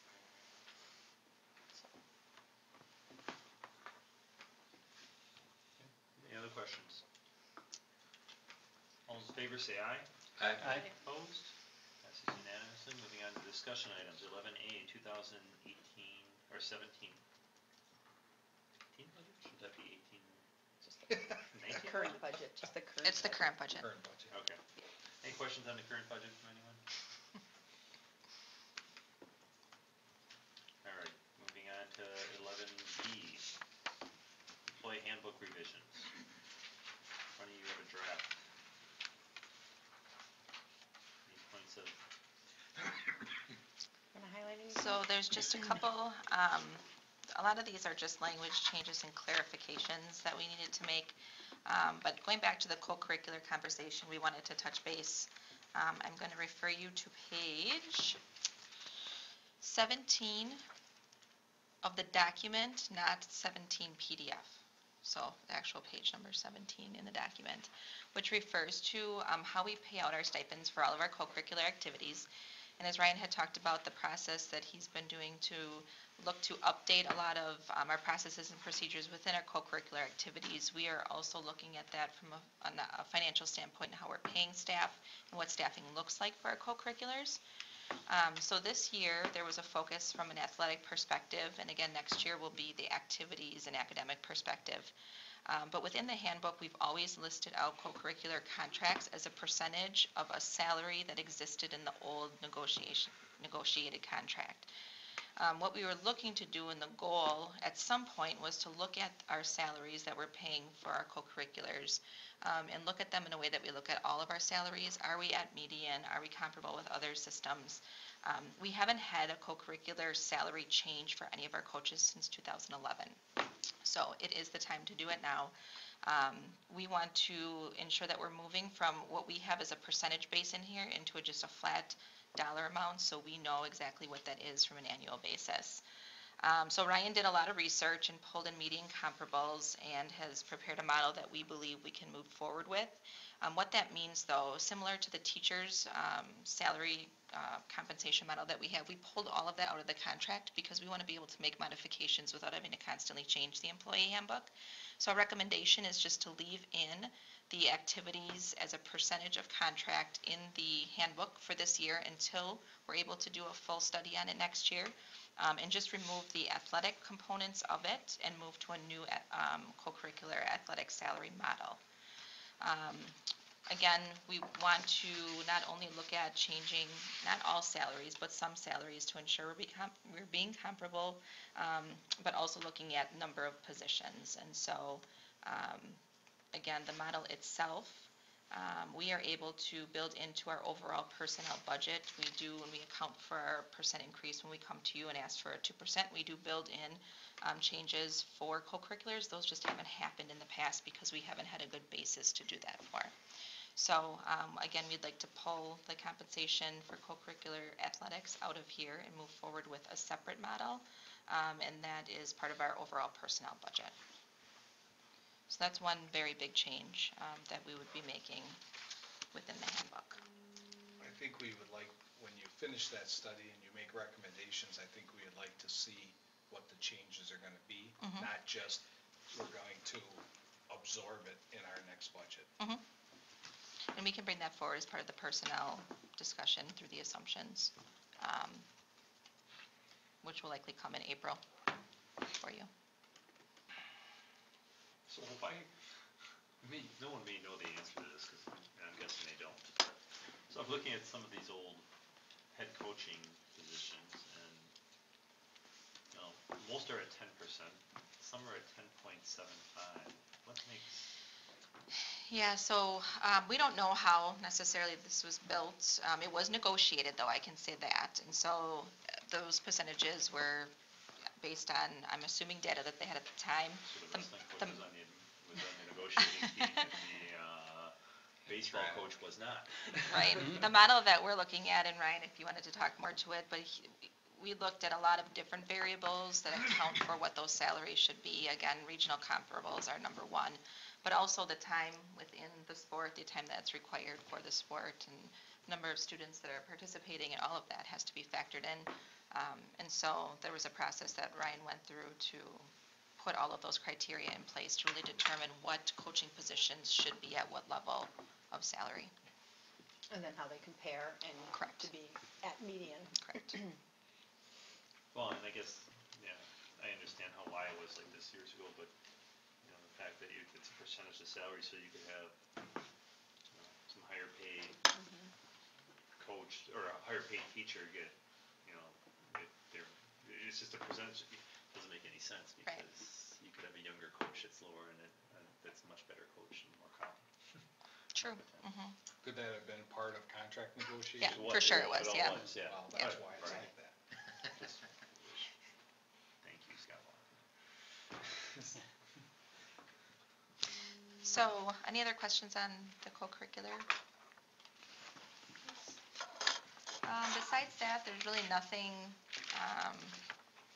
that's changed significantly. We haven't made adjustments. The only thing that we had in here, liquidated damages was changed to match the teacher language that you had already approved a couple meetings ago. And then we just updated, we continue to have the alternative benefit plan for health insurance. So if you don't take health insurance, there is a stipend associated with that. We used to do it for dental. We don't do that for dental anymore, and we still had dental referenced in the contract, so we took that out as well. But other than that, everything else was more language clarification and assisting us with just process and operations. Once the board approves the handbook, it then does go to the staff, and it goes to the staff in this format so they can review the changes, and then they do sign off on the handbook every year before the start of the school year.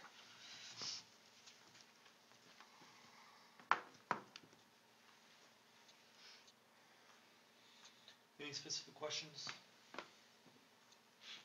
All in favor say aye. Actually, no, never mind, this is a discussion. When's this coming back?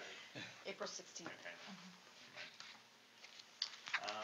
Moving on to information follow-up, item 12. Cyber update. So I'm happy to report that we have quite a bit of ductwork placed into the ground. And so at this point, all that's remaining is really heading up Racine Avenue, making the remaining piece to Bay Lane, which is just off of Woods Road. And then we have a final stretch that is Racine County to finish up our ductwork to Lakeview Elementary School. So why is that important? Well, of course, the duct installation and construction is the most labor intensive.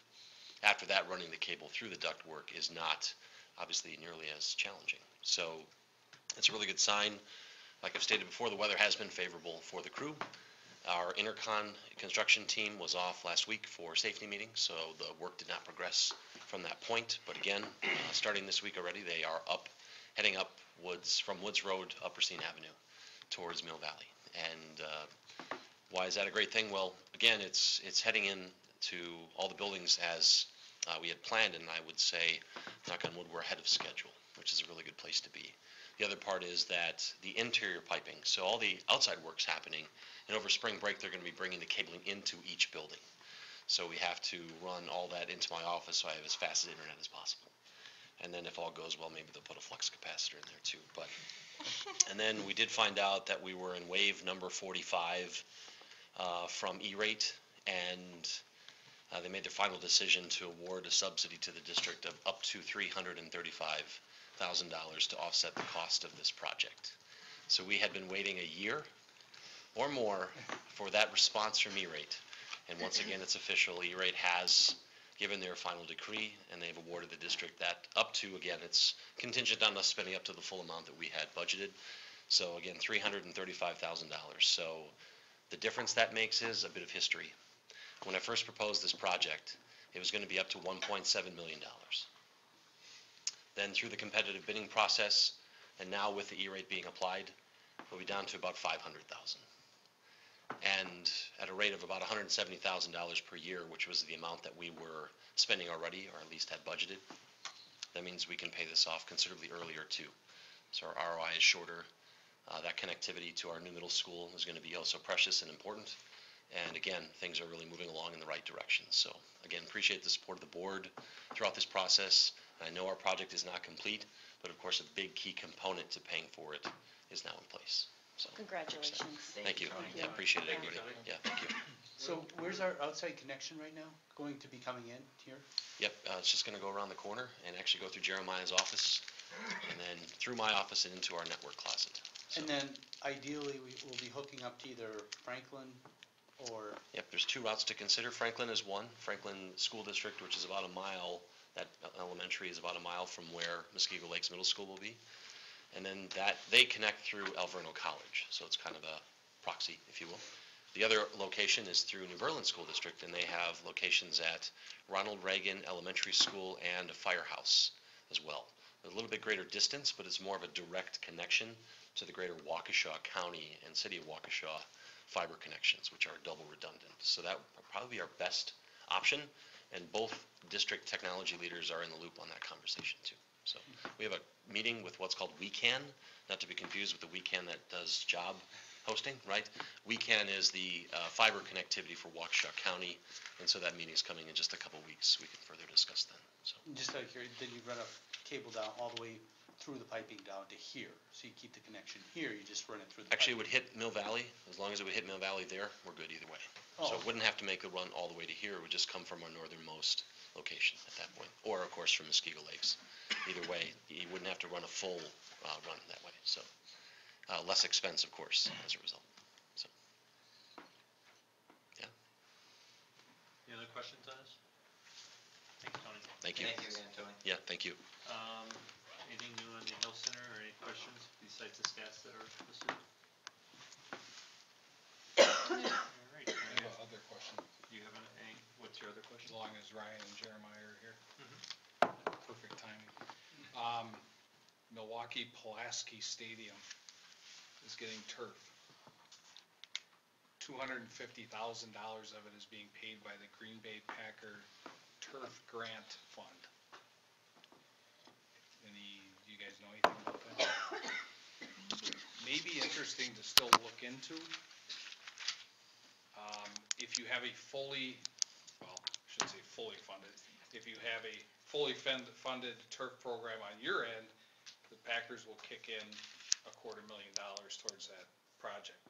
So my thought is, I don't know if we still qualify for it or not, but if we do, and I'm sure MPS or Pulaski can tell you how they went through it, but